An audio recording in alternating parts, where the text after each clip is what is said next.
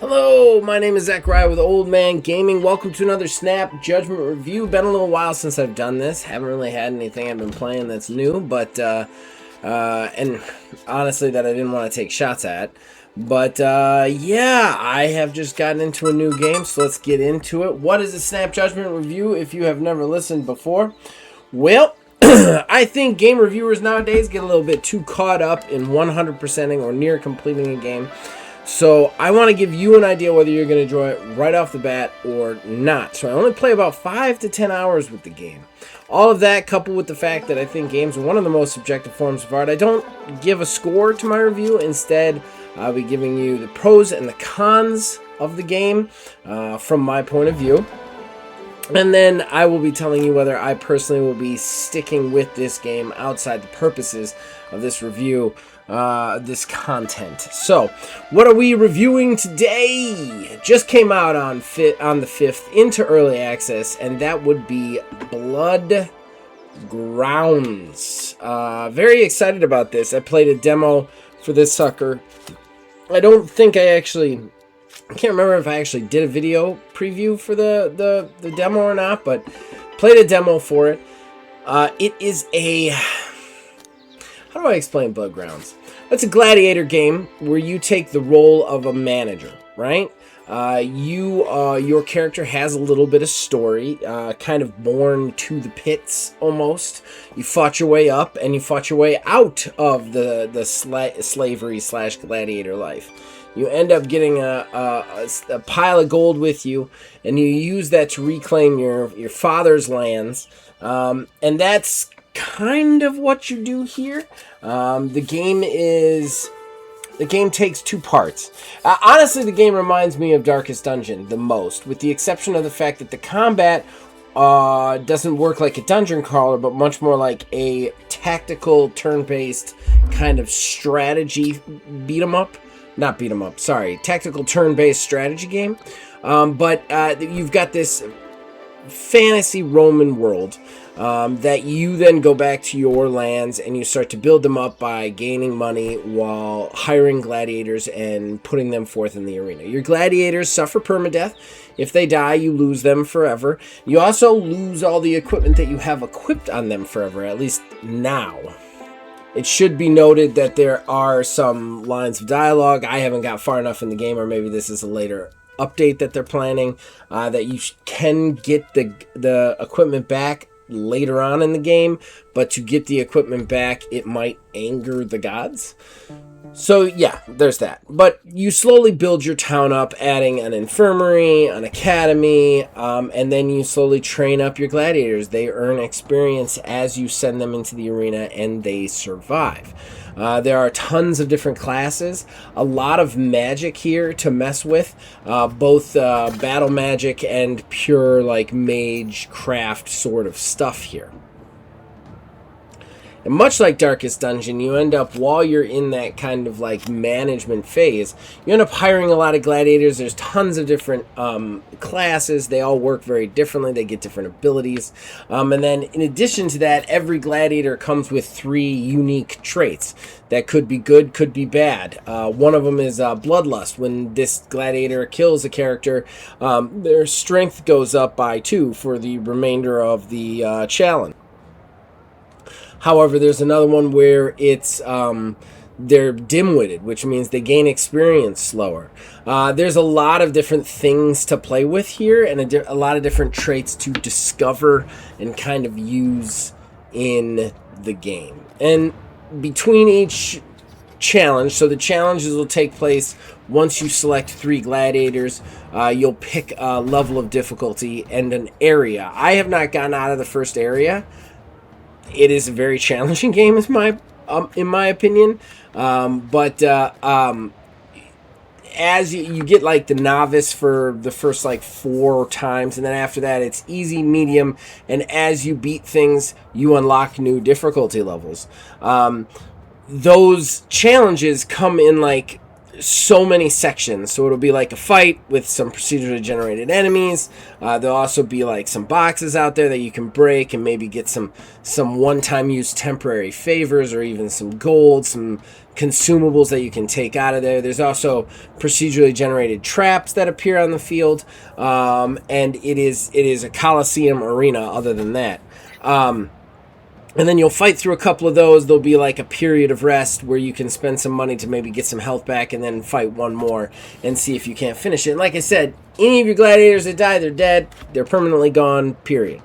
And that's the loop of this game, is take your gladiators in, make sure that they can get out alive, use the money to further equip them, and everything in the game is kind of temporary and procedurally generated, which I thought was very interesting. So like even the market, you can't just go in and buy anything that's available in the game. He has a certain amount of stuff that he gets shipped in, and that's what he has to sell. And it might help your character, it might not help your character. There is like a 20 gold fee for re-rolling. Same with the gladiators in the inn. You get 3 procedurally generated once in a week. You either buy them, you don't, but they move on if you don't hire them. So that's very interesting. Much like Darkest Dungeon, the infirmary has so many slots in it where you can place somebody that takes them effectively out of the rotation for going into the challenges, but heals them over time. The academy is the same way. The academy allows you to teach your characters new skills that allow them to do new things in combat, but again, it takes them out of the challenge option until such time as they're actually trained. And then there's 3 major classes. There's ranged, physical, magic. Those are kind of how they break everything down. But I don't want you to think that that's not a huge amount of variation, because each one of these classes has like a ton of different subclasses that I've seen so far.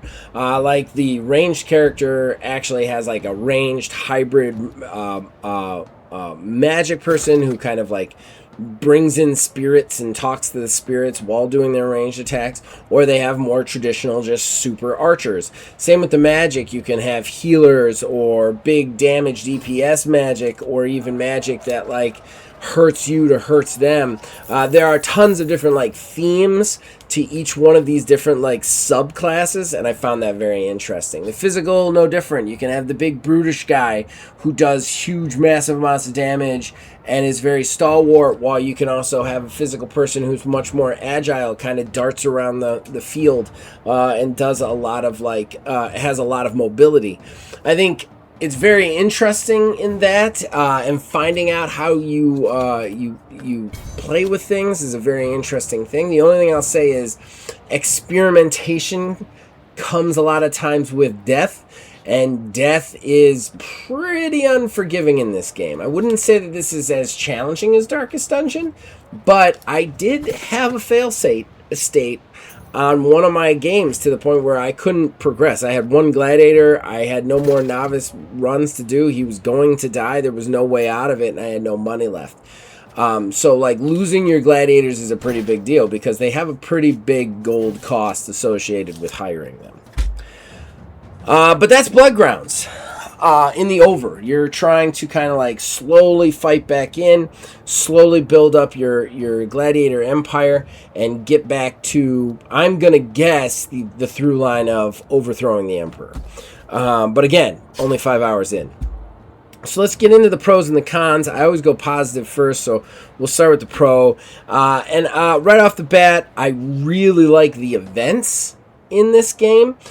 So in between each trip to the Coliseum to fight, you'll get an event. The event will have 2 choices of how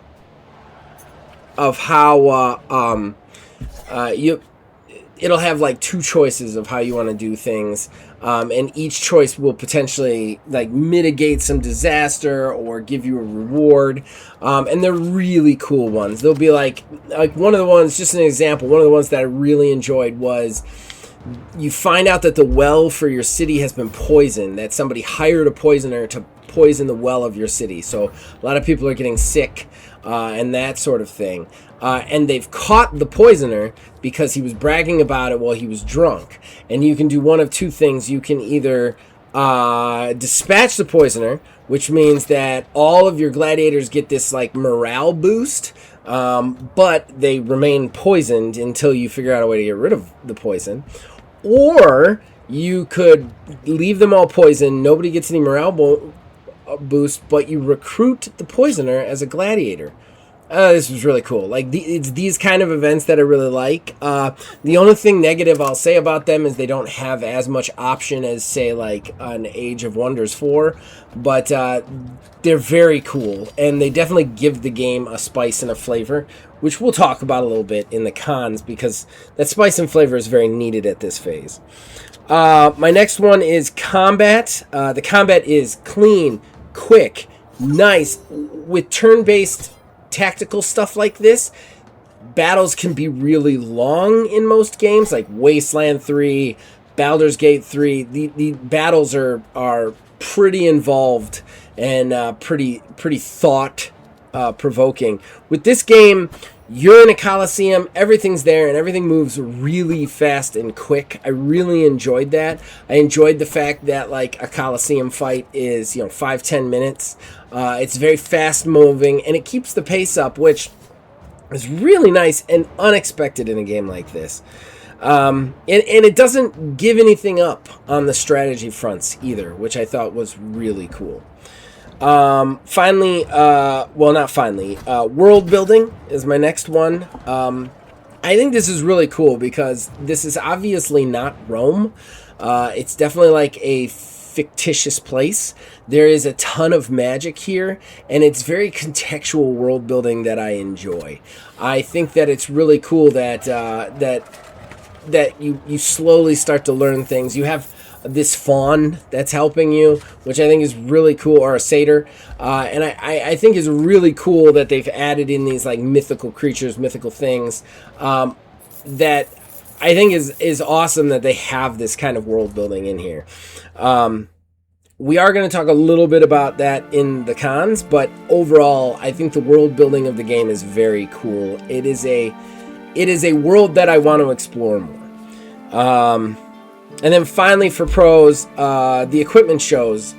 One of the things with these games that I've noticed, a good amount of them, not all of them, I mean Baldur's Gate shows and a lot of them show, is that the equipment, you can put equipment on them and it doesn't really show on the character.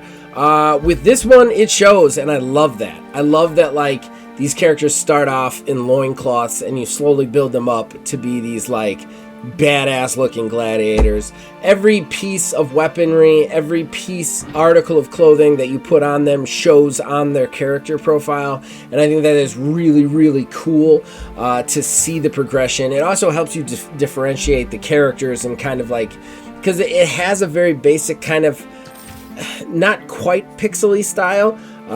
It's pretty, I like it, but it's one of those things that really gives you more of a feel for the characters, and I like that.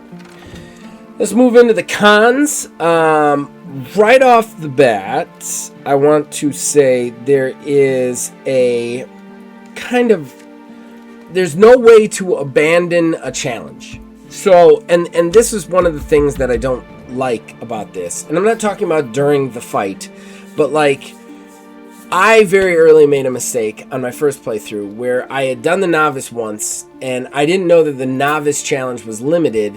And so I tried the easy challenge, and I lost a good chunk of my gladiators, which put me in a position where I could never crawl out of that hole.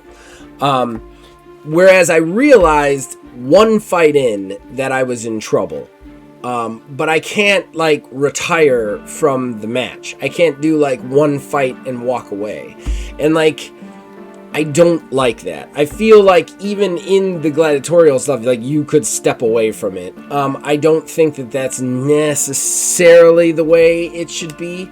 I think that there's very little opening for error with a game with so many potential strategies and things and moving parts. It kind of sucks when you're just exploring the game and it ruins your entire playthrough. So I wish there was a way to, like, oh, I'm in this fight was real bad, I barely survived, I know I can't do 2 more fights, I'm going to retire from this, I'll sacrifice the gold, I'll keep the gladiators I have alive, and that way it doesn't put me in this, like, unbearable hold.